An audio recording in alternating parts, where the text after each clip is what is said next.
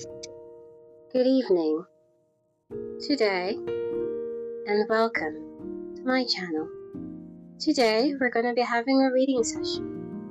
For the next couple of weeks, we will be reading FanGirl Down by Tessa Bailey. A couple of years back, I purchased a book, also called FanGirl. I'm not sure if it was by Tessa Bailey, but as a fangirl myself, I am curious as to what the young lady and the young man on the cover story is. We follow Wells Whitaker, the male, and Josephine Doyle, the female, according to the synopsis at the back. Wells is a golf athlete, and Josephine Doyle is his fangirl. Apparently, it's a good read based on the reviews on the back. So let us enjoy the next couple of weeks, getting into the nitty-gritty of FanGirl Down. Chapter 1. I am the #1 Wells Whitaker fangirl. Sure, Ghost Residence bad boy has seen better days, but that's the thing about being a fangirl. Be in it for life or keep walking, pal. There are 3 qualities one must possess to make an impact as a fangirl. Number 1. Enthusiasm. Let them know you're there. Otherwise, blend into the polo shirts and the khakis like everybody else. Number 2. Persistence. Skipping tour stops in one's home state isn't an option. Fangirls show up and show out. Number 3. Bring snacks. Food at a golf course is expensive, and no one is cheerful after shelling out $14 for a hot dog.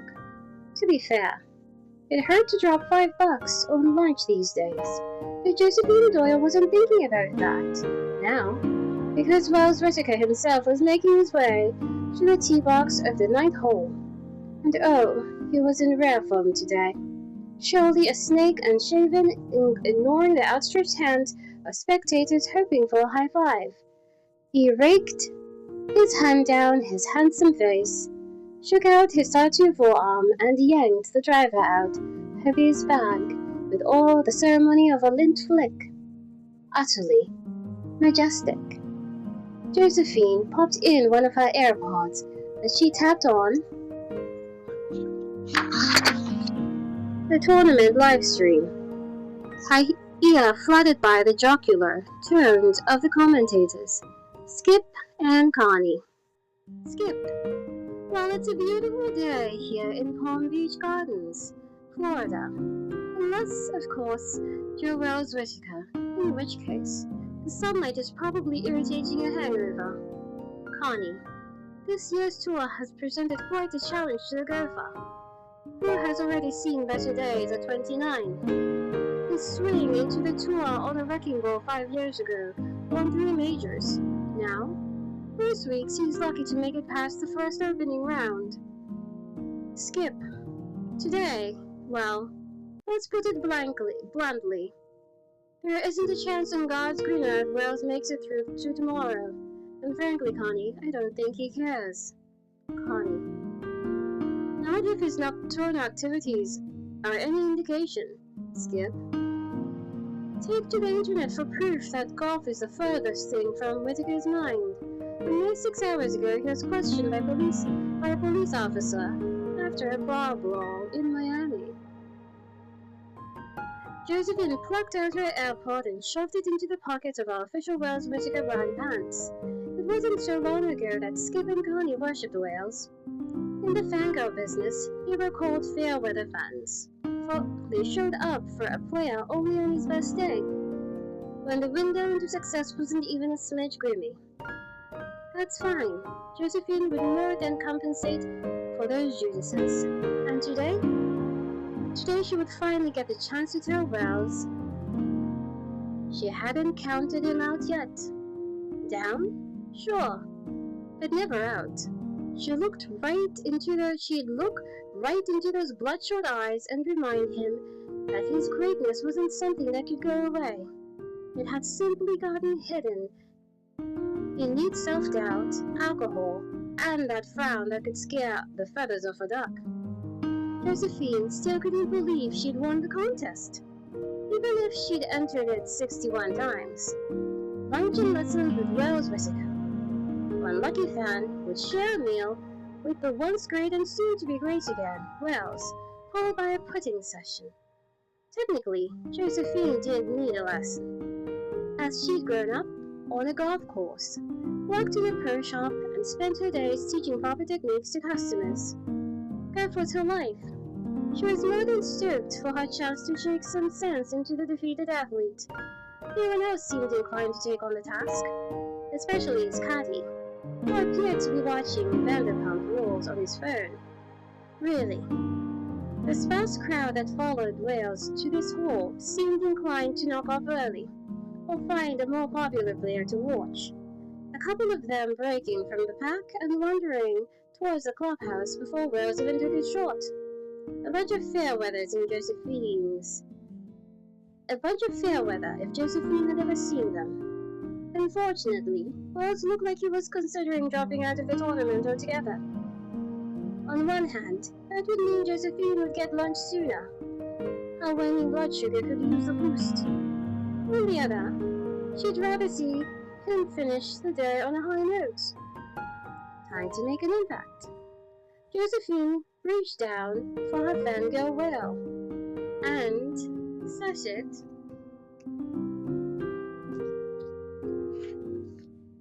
Loose, startling many khaki pants wearing men in the process. Let's go, Wales. Put it in the hole. The gopher gave her a stone-faced look over his generously muscled shoulder, affording her a view of his light brown eyes and square jaw. Oh look, it's you. Again. Josephine gave him a winning smile and held up a sign, which read, Wales Bell. You're welcome. A line popped in his stubby cheek. You got this, she mouthed at him, then couldn't resist adding, I'm excited about our lunch today. You remember that I won the contest, right? His sigh could have knocked over a small child. I tried to forget, but you tagged me in your Instagram story 8 times. Had it been 8 times, she could have sworn she'd limited herself to 6. You know how the important things get swirled up on that app. Well, it didn't. He heard it at his lip, at a lip that looked suspiciously split. Do you mind if I concentrate on the short now? Or do you want to go over specials on the menu? I'm good. Great, actually. Josephine pressed her lips together to stop the smile from bursting straight off her face and held up her side with renewed purpose. Everyone in the crowd was gaping at her. Something that used to be a lot easier when she had a partner in crime, her best friend Tallulah. He used to accompany Josephine on these fangirl outings for moral support, but she was currently on a research trip out of the country, leaving Josephine to hold down the sidelines alone. But Josephine was okay with that. She was thrilled her friend had gotten a once-in-a-lifetime opportunity. It didn't mean she didn't miss her terribly. Swallowing the goose egg in her throat, Josephine ignored the man furiously brandishing a paddle at her that read, Quiet please, and shouted at him, Keep it in the short grass, Wells, you absolute legend. Ma'am, the paddled man snapped. Paddled man, sorry. Josephine winked at him and said, I'm done. Good. For now. Wells watched the exchange while shaking his head, then turned back around, shifted down into a stance, and... Look. There was simply no ignoring the gas in the man's trunk.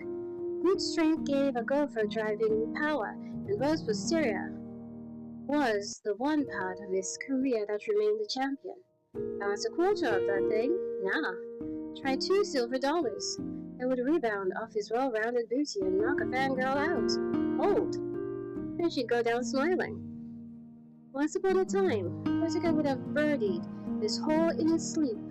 A man standing behind Josephine whispered to his son, Shame he let it go down the drain. He should take his tour card before he embarrasses himself more than he already has. Josephine glanced over his shoulder, giving the spectator the most disdainful look she could muster. He's right on the verge of a comeback. Too bad you can't see it. The man and his son issued an identical scoff. I'd need a microscope to see it, honey.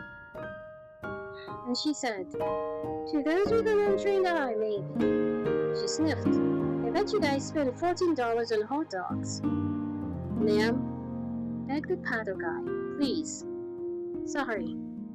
Wells flexed his grip around the club, squinted out at the fairway, and hauled back, his ounce famous drive missing its former fitness.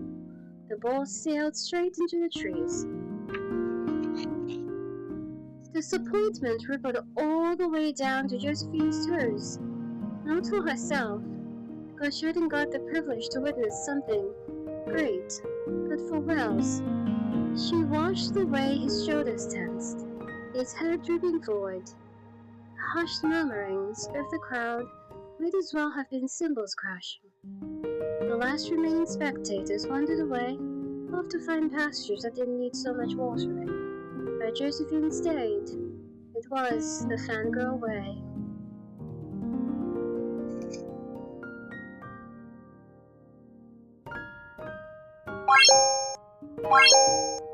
Bye.